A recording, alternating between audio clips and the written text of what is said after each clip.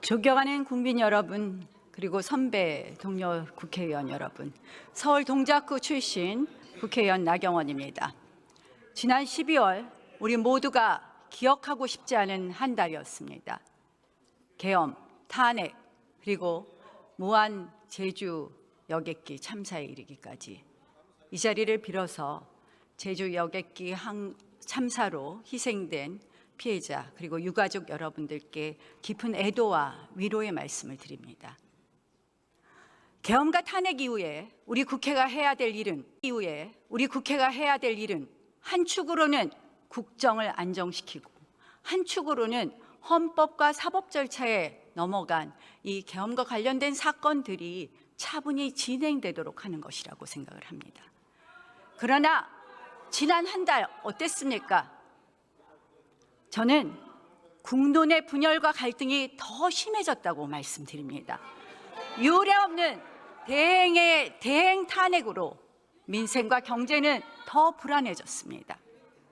왜일까요? 신속을 이유로 졸속이 이루어지고 있는 것 아닙니까? 내란이라는 어마어마한 단어 아래서 무법과 불법과 위법과 그리고 탈법이 판치고 있는 것은 아닐까요?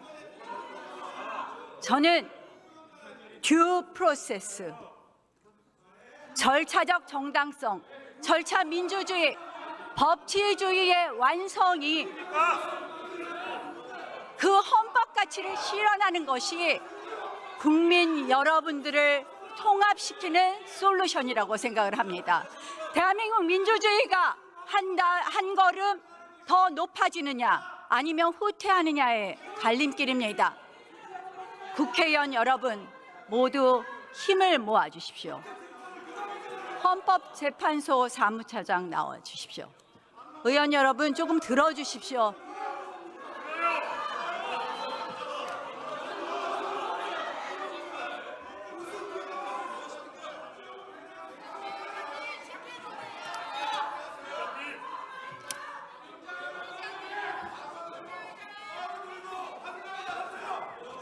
빠르는 민주당이 가져온 겁니다. 민주당이 가져온 거예요. 저 질문하시니까 질문을 듣고 질문 답변을 잘 들읍시다.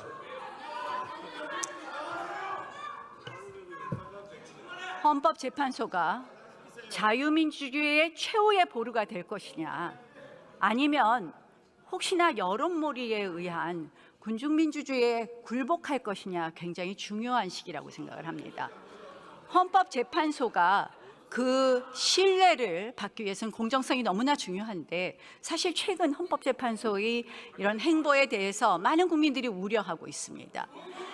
대행의 탄핵 의결 정족수 문제라든지 또는 박근혜 대통령 탄핵 헌재 결정문에 따르면 8인 재판관이 재판을 하는 것이 헌법과 법률에 위반되지 않는다고 했는데 갑자기 9인 체제 완성을 주장한다든지 헌법재판소가 국민을 바라보고 한다든지 저는 도대체 납득이 되지 않습니다. 이 편향성에 대해서 사과하실 생각 있으십니까?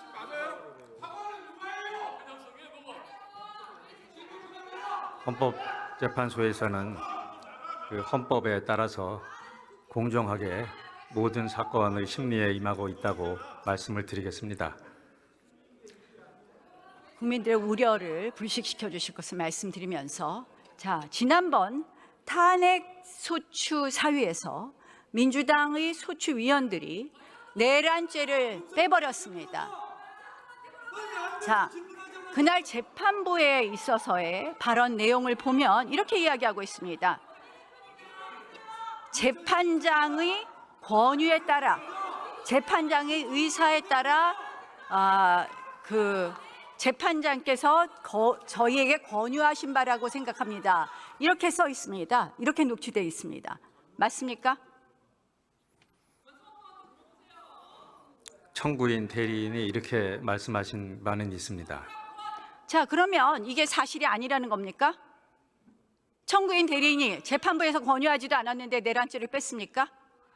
재판부에서 권유한 사실 있습니까? 없습니까? 변론 준비 절차는 모든 국민들이 보는 상태에서 공개적으로 이루어진 재판으로서 전혀 지금 일체 의혹도 없고 명확하게 지금 공정하게 절차가 진행되고 있는 것을 말씀을 드립니다. 권유 부분을 물어봤고 이게 사실이 아니라면 다음 심리기일에서 신문 조서에 반드시 정리해 주시기 바랍니다. 자, 내란죄를 빼겠다. 이것이 정말 소추의 동일성이 유지되느냐?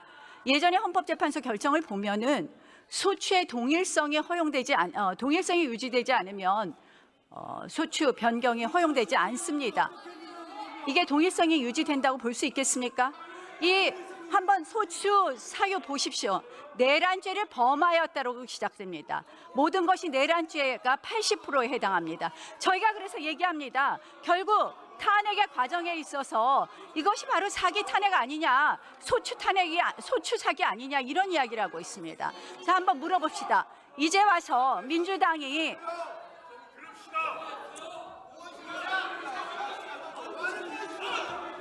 의장님 조용히 좀 시켜주세요. 말을 할 수가 없어요. 네.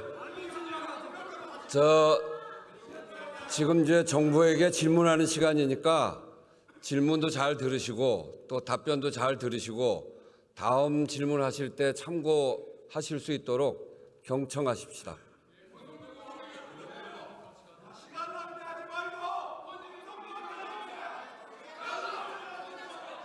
전 조용히 할 때까지 질의를 못 하겠습니다. 의장님, 조용히 좀 시켜주세요. 질문하세요. 질문하세요. 아니, 들리지 않아요. 질문하시라고.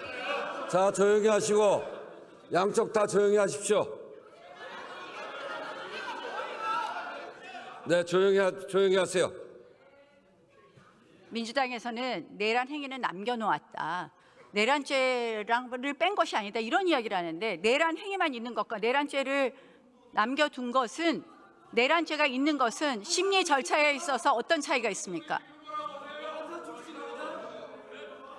지금 말씀하신 주장을 토대로 해서 변론 준비 절차에서 피청구인 측에서도 그런 주장을 한 걸로 알고 있고요.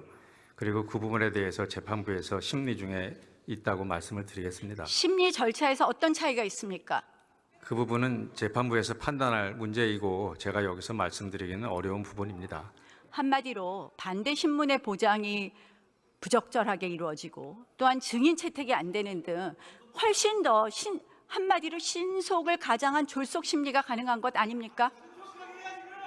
결국 저희는 헌법재판소가 졸속 심판을 위해서, 졸속 심리를 위해서 이재명 대표의 선거법 위반 사건과 관련해서 속도를 맞추기 위해서 이렇게 해서 탄핵 소추 심리를 졸속으로 하려고 재판부와 짬짬이 한 것 아닌가 이렇게 의심하고 있습니다.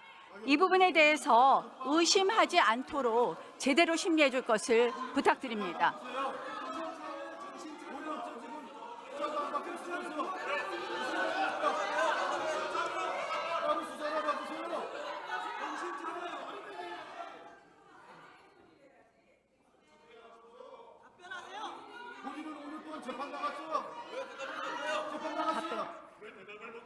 네, 지금 말씀하신 부분 유념해서 공정하게 재판을 진행하고 있다고 말씀을 드리겠습니다.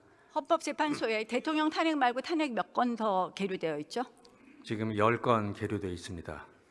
자, 대통령 계엄 담화문에 보면 그동안 22건의 정부 관료 탄핵 추진했고 10명째 탄핵 추진하고 있다. 이렇게 되어 있습니다. 계엄의 헌법 위반 정도를 따지려면 그 10건의 탄핵이 정당했느냐 부분 먼저 심리해야 되는 것 아닙니까? 재판부에서 판단하실 사항으로 알고 있습니다. 저는 결국 이것을 하지 않는다는 것이 불충분한 심리가 될 것이고 한마디로 선후 도치의 재판이 될 것이라는 것을 말씀드립니다.